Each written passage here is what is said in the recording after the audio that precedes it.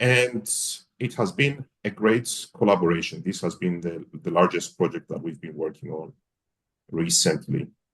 This is a 3-person collaboration between myself, Dick, and Chen Shui, who is the module co-leader. I'm the leader from the lead side. Shui is the module co-leader from Southwest Shelton University, our TNE partner. And definitely this collaboration could not have been done by only one of us. All 3 of us came together, and we hope that we will produce something that will be useful for everyone. Indeed. So let's go through it in a bit more detail.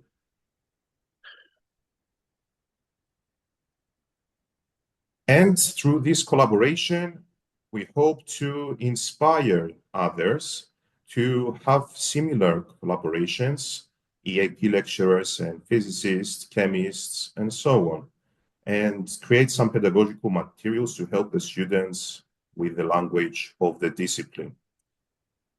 Now, right. Let me, at this point, let me share my screen. Indeed. A quick bit of technological magic. I hope I've de-shared, and Kostas, you should be able to share now. We're going to so the screen will be coming up, and we'll just look at a couple of extracts. There we go. Can you see my screen?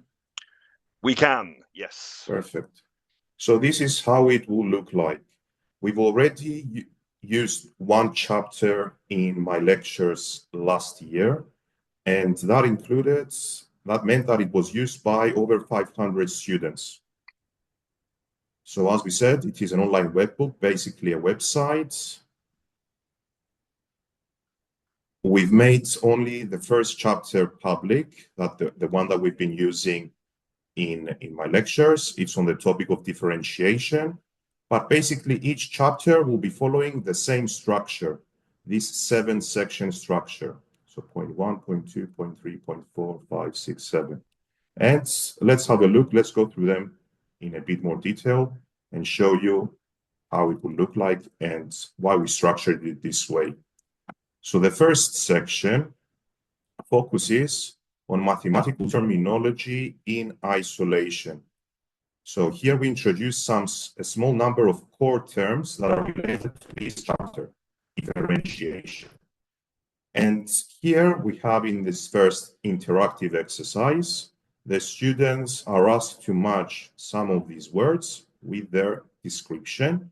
Note here in bold we have the stress of this key terminology. And of course, there are 5 words, 3 blank spaces, so there are some distractors for the students. The second exercise in this section is when we introduce a word and we have a true or false question where we ask the students to match the best description. And of course, the students let me jump in. Sorry, Kostas, I've got a little bit of interference. A bit of interference coming across from yourself. It may just be me, but it could be that there's a microphone. Maybe that's better. That perhaps so. Yeah, let's say it is. Yeah, cool. Sorry to interject. There we go. Sure. Back to yourself. And of course, this is interactive in the sense that the students can check their answers, retry, right? And as many times as they want. So this section, the first section, was introducing terminology in isolation. Building from that, the next section, section 2.2, now we put this terminology into context. So here are some paragraphs that come from the lecture notes of the module, so exactly what the students will encounter through the studies. And we have the terminology, and they need to read the paragraph, understand it, and figure out where this terminology fits. Again, with the stress in bold. Throughout the book, we have some boxes that are called language focus, and some other boxes, not in this section, we'll see later on, that are called mathematics focus. These are just some notes that we want to make based on the language, some interesting some interesting notes I want to make on the language or on the mathematics side as we go along through these sections. But we don't only focus on the mathematical and technical terminology. Here in this exercise, we have some paragraphs from the previous exercise, but the terminology that is missing now is what we call STEM expressions. STEM expressions. Expressions that can be used in mathematics or beyond in other STEM subjects. So this is section 2. Then we go to the third section, where here we get on with more of the symbolism of the mathematics in the current chapter. So we show students the basic symbolism that they need for this chapter, differentiation, how it's written, how it's read out. We've got audio recordings, so they can play it again and again and practice their pronunciation. And as we said, here we have the language focus to make a note on that some words, for example, mathematics, have a different mathematical meaning to a general meaning, such as the word differentiate. It means something in mathematics, it means something else in general English. So, and as we said, here is the box with the mathematics focus, where we want to draw something interesting, make an interesting note, highlight something that they need to note about the notation. For example, here we make a focus, we focus a bit on the nth notation, which is commonly used in mathematics, and the benefit, of course, of it being an open book, an online web book, is that we can link between the sections easily, or add links to Wikipedia articles or anything that we want. So this is section 3, we introduced mathematical notation, the basic mathematical notation.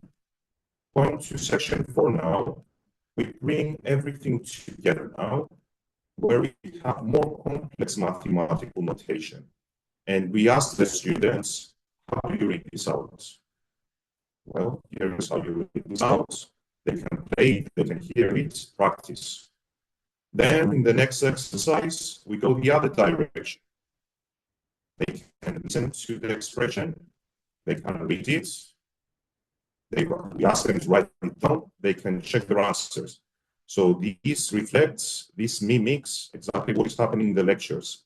I'm talking about this, so they hear, when they hear this in the lectures, and they need to take notes, right? They take the notes in this way, notes in words.